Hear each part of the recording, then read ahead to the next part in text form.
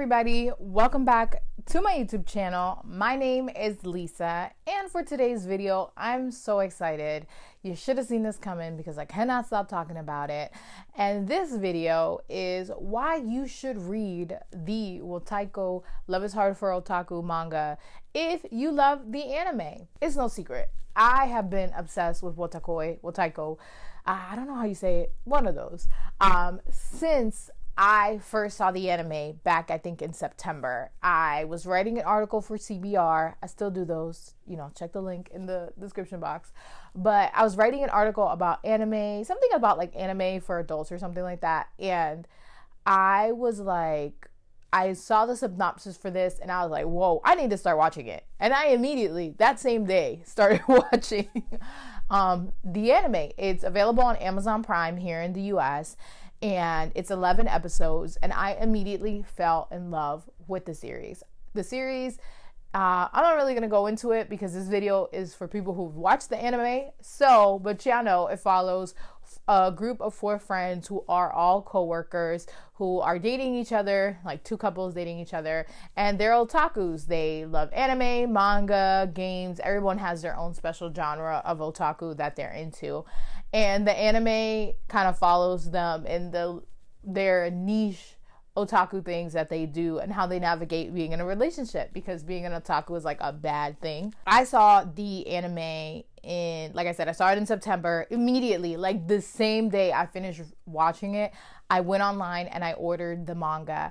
And I had to wait for a little bit because the manga here in the US, it's 4 volumes currently out right now, but each volume is 2 Japanese volumes. So it's like a mini omnibus. Omnibus usually is like 3 books in one, but it's 2 books in one. So it's 4 books with 2 books each. So it's total of 8 volumes currently available here in the US.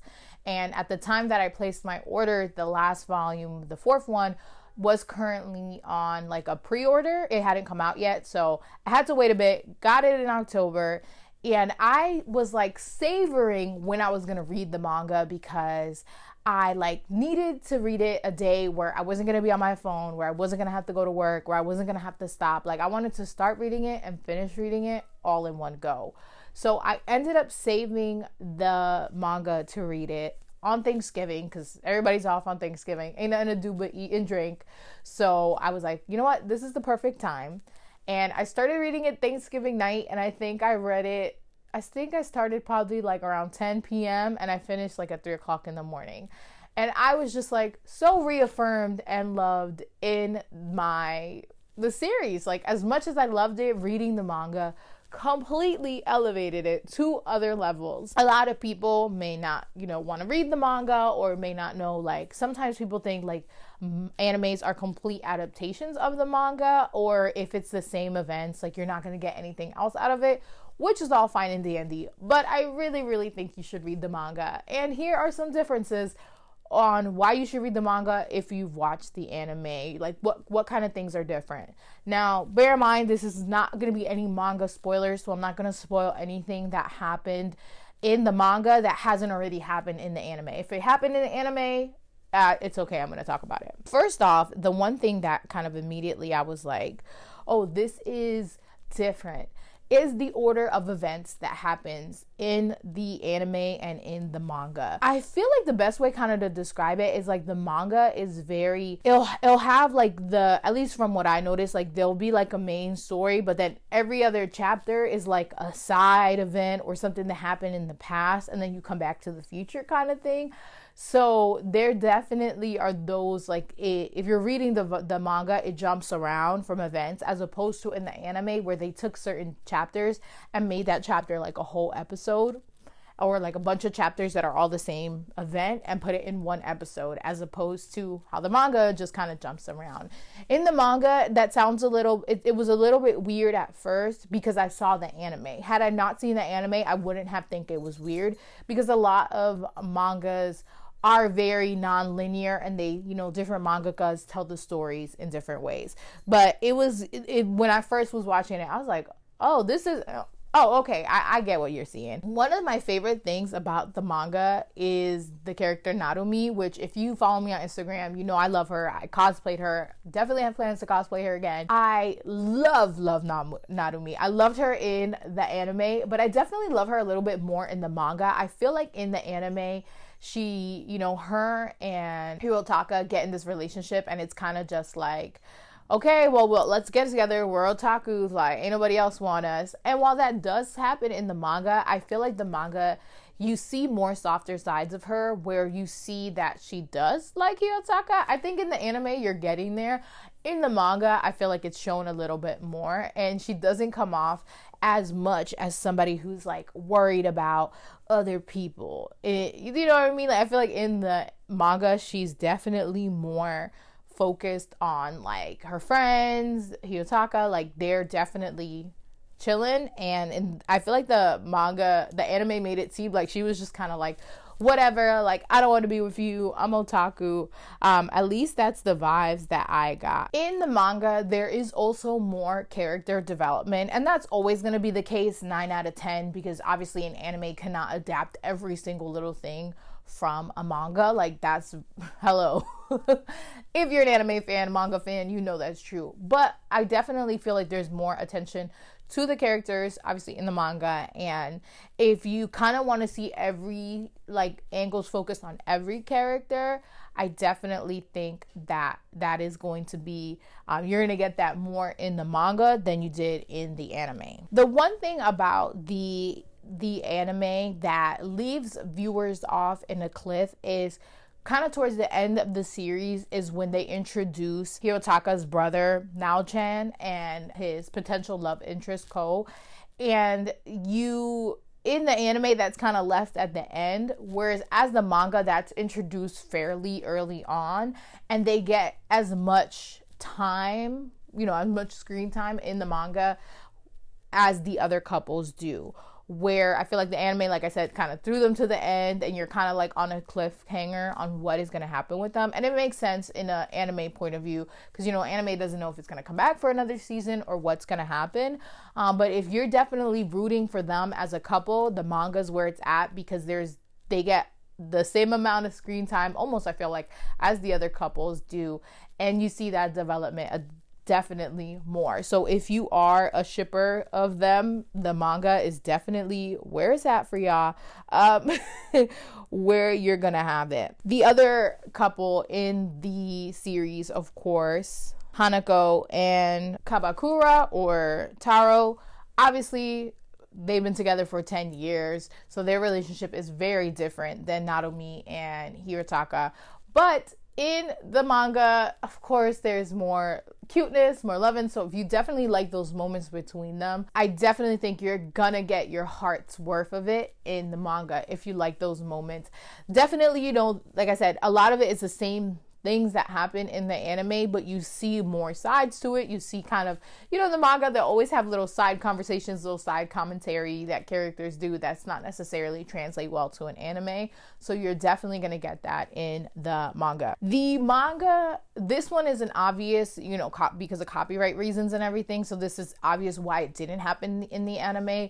But the manga, it is full of pop culture references in terms of popular culture in Japan, whether it's anime, manga, live TV shows, live action TV shows. There is a lot of references to different shows, series, animes, manga. And if you're somebody who is a fan of anime, you're definitely going to get a lot of the references. And if you don't get the references, if you read the American version, there is always like a reference guide in the back of the book that explains a lot of the references if you don't get them.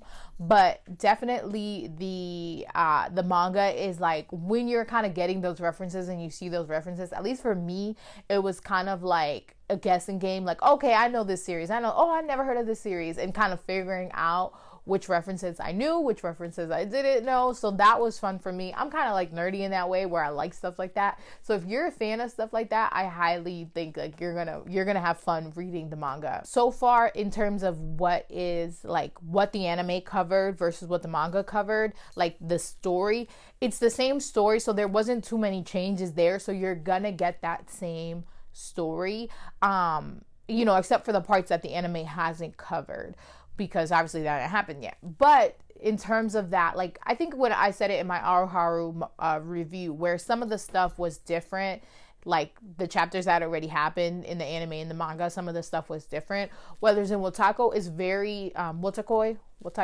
is very true to the manga in that sense. Like I said, besides the order, it's very true in what the events happen. But of course, there's definitely more. Like I said, those little side panels, the little, they do this thing where some of the chapters are like reader requests, and it's just so funny. And the mangaka draws them in like, the viewers requested this, or the readers requested this, and it's just so hilarious. Plus all the stuff, like there's a lot. This is definitely a comedy, and I was laughing out loud when I was watching the anime, but reading it was definitely like to another level, and I was cracking up. Had to go back, reread certain parts again because they were just so funny. Another thing with the manga is that there's definitely other like characters, obviously not the main characters, they don't get as much shine, but there's other characters that kind of become notable and become inside jokes in the series as well, or have little moments that enhance the relationships that you're watching already or you're reading already. So I definitely really appreciated that, because sometimes it's kind of fun to see like what other characters in the world are thinking about the main characters or how they interact with those other characters, and that was like really fun to watch. Overall, I think that was everything in terms of my feelings with Wotakoi. Love is Hard for Otaku. Like I said, the part that was already covered in the anime, the parts that have yet to be covered. Oh my God, y'all need to go and read this because it is so cute. It is so fun.